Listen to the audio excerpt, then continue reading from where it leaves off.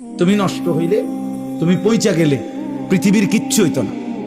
পৃথিবীর সূর্য ডুবে, চাঁদও ডুববে, শুধু তুমি বাদ পড়ে গেলে আর কি।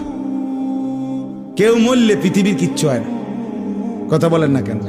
রাস্তায় অ্যাক্সিডেন্টে যে লাশ পড়ে আছে, তো বাকি সিএনজি গাড়ি সব গাড়ি চালানি বন্ধ করে দেয় না।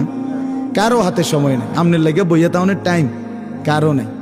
সবাই শাড়ি দিয়ে কাইটা কাইটা সব গাড়ি চলে যায়, কারো হাতে সময় নেই। এই জন্য বন্ধু, কারো মৃত্যুতেই যেখানে কারো হাতে সময় নাই, তো তুমি আর আমি নষ্ট হয়ে গেলে কার হাতে সময় আছে? কার হাতে সময়?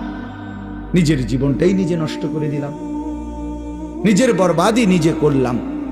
এই জন্য শেষ পর্যন্ত কবরে আমি একাই, হাসরে আমি একাই, ফুলসেরাতে আমি একাই। কাজেই আমার বুঝ আমাকেই করতে হবে। আল্লাহ আমাদেরকে তৌফিক দেন, কবুল করেন। আপনারা মাদ্রাসাকে ভালোবাসেন, দয়া করে একটা মাদ্রাসা, আমার শায়েখ আল্লামা মুফতি মুশতাকুন নবী কাসিমি হুজুর সবসময় বলে, একটা মাদ্রাসা আল্লাহর বান্দাদের কাছে তিনটা জিনিস চায়। কয়টা জিনিস? এক নাম্বার দোয়া, মুসলমান দোয়া করবে মাদ্রাসার জন্য, এটা একটি মাদ্রাসা কামনা করে। দুই, আতফাল, মুসলমানের সন্তান, মুসলমানদের ছেলে মেয়ে মাদ্রাসায় পড়বে। ঠিক কিনা বলে? মাদ্রাসা শুধুই মুসলমানদের প্রতিষ্ঠান। মাদ্রাসায় হিন্দুর বাচ্চা পড়বে না, ইহুদি খ্রিস্টান নাস্তিকের বাচ্চা পড়বে না।